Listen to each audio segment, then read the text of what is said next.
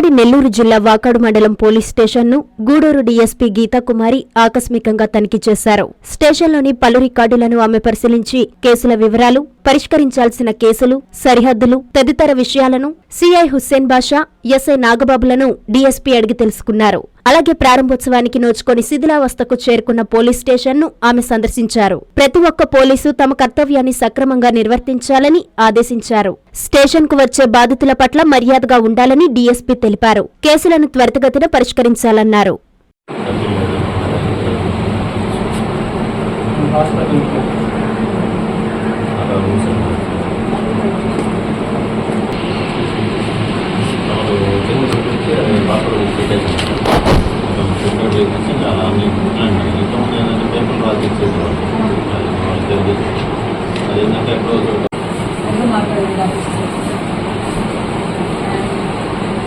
కొత్త SP sir కూడా మీకు తెలిసే ఉంటుంది.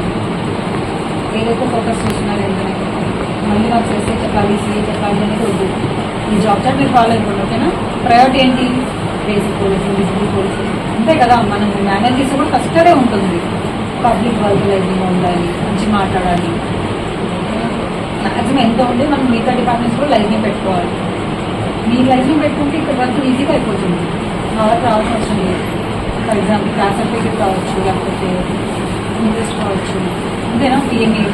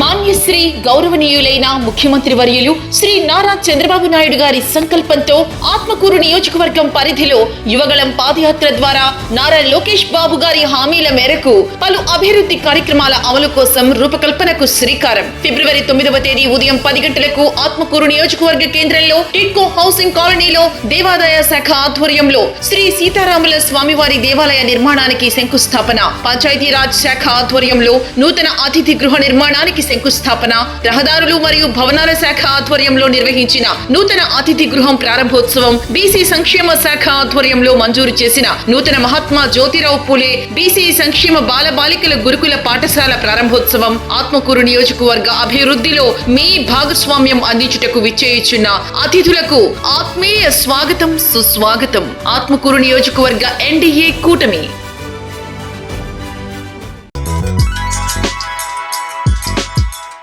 Hi Nilor, please subscribe to N3 TV.